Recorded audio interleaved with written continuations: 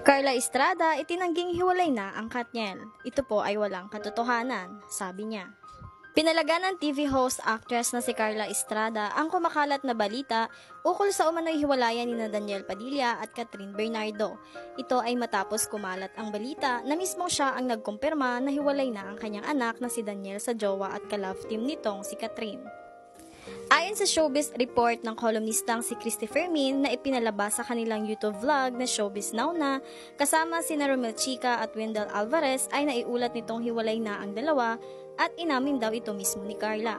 Okay, nandito na tayo ngayon sa pinakabuod ng kwentong ito na kami pong tatlo ay maninindigan na hiwalay na po talaga si Daniel Padilla at si Catherine Bernardo. Umamin na po si Carla Estrada sa isa niyang kaibigan na wala na, tapos na, pagbabahagi ni Christy. Ngunit nitong Biyernes, ibinahagi ng ina ng Daniel na isang art card mula sa isang online news platform tungkol sa ibinalita ng kolumnista.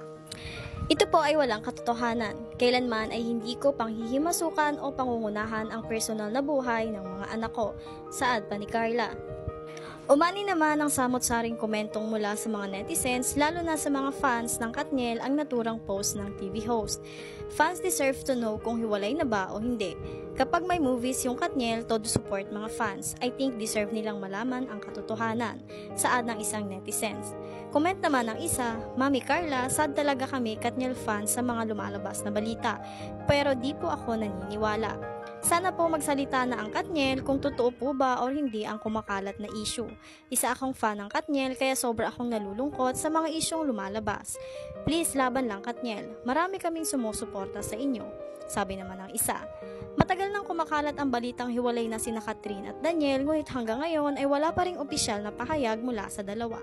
Kung totoo nga ba o hindi ang chika, marami na ring celebrities ang nadadamay sa issue gaya ng Andrea Brillantes na ina-unfollow naman recently ni Catherine sa Instagram.